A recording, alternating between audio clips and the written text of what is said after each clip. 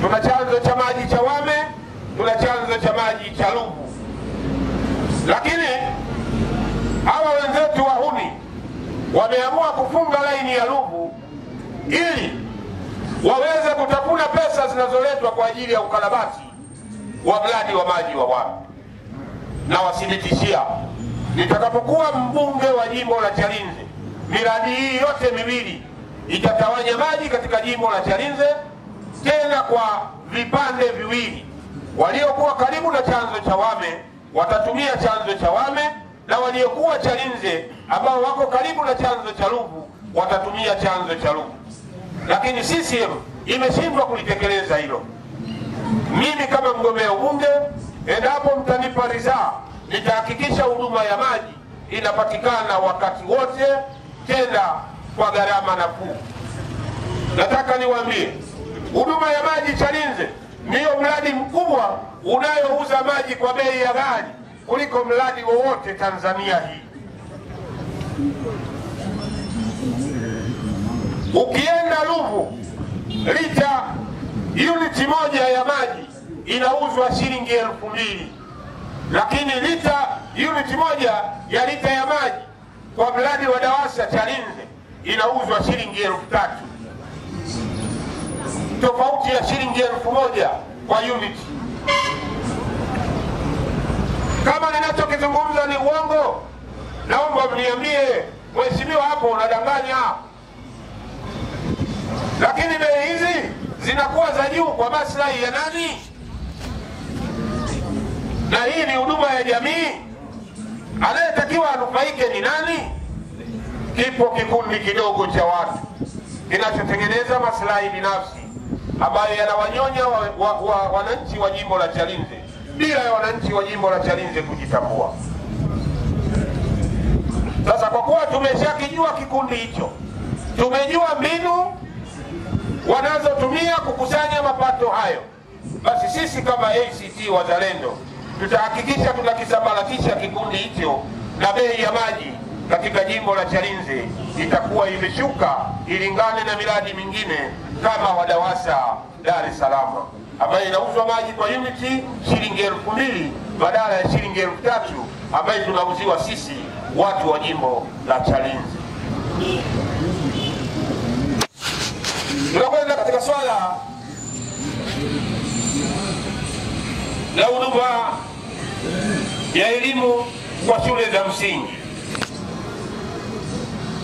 Waheshimiwa wananchi wa Kiwangwa, tukiitazama Chalinze, narudi kwenye sentensi yangu ya mwanzo, tukiitazama Chalinze, ukubwa wa jina, ukubwa wa ukusanyaji wa mapato katika halmashauri na makabrasha ya serikali yanavyosema kwamba halmashauri ya Chalinze ni halmashauri ya pili kwa ukusanyaji wa mapato Tanzania nzima.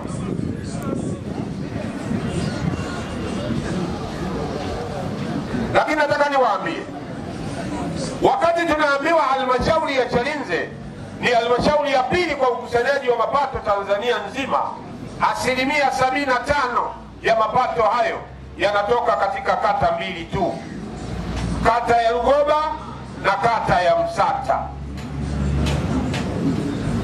Makusanyo haya ni makusanyo ya ushuru wa tilipu za kokoto na mawe yanayokusanywa katika kata mbili tu, 75%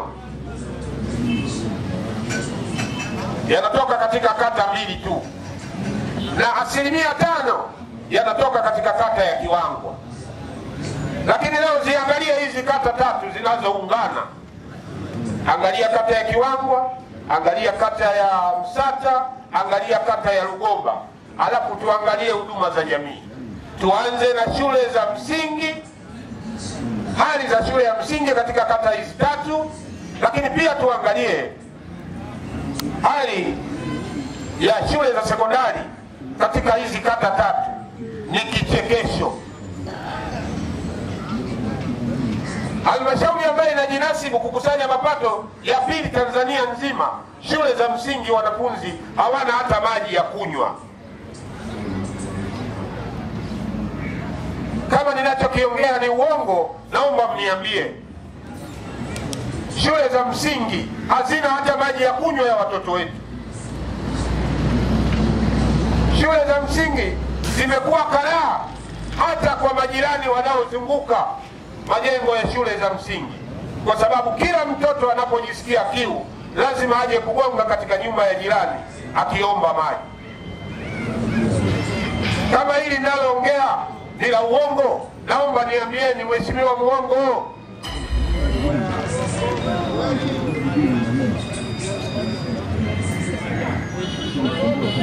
Malaki mimi nimeingia mfumo wa Yanga wa kupiga kichwani.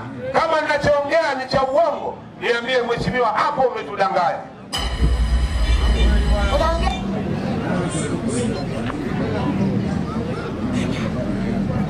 Lakini sasa wakati halmashauri yetu inajinasibu kwa ukusanyaji wa mapato, angalia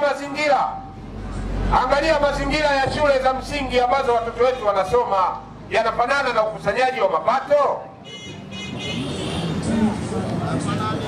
Madarasa ya watoto mengine yapo ndani ya vumbi kama hivi hapa. Kila siku uniformu ya mtoto wa mnyonge inafuliwa usiku. Tofauti na hapo, asubuhi akienda shule haitamaniki. Lakini tujiulize, je, watoto wa Liziwani wanasoma katika shule kama hizo? Sisi tumemkosea nini Mungu mpaka watoto wetu sisi waonekane wana uhalali wa kusoma katika mazingira magumu kama hayo? Tumemkosea nini Mungu? Naomba niwaambie ndugu zangu wa Kiwangwa, wakati wa ukombozi umefika. Wakati wa ukombozi ni sasa.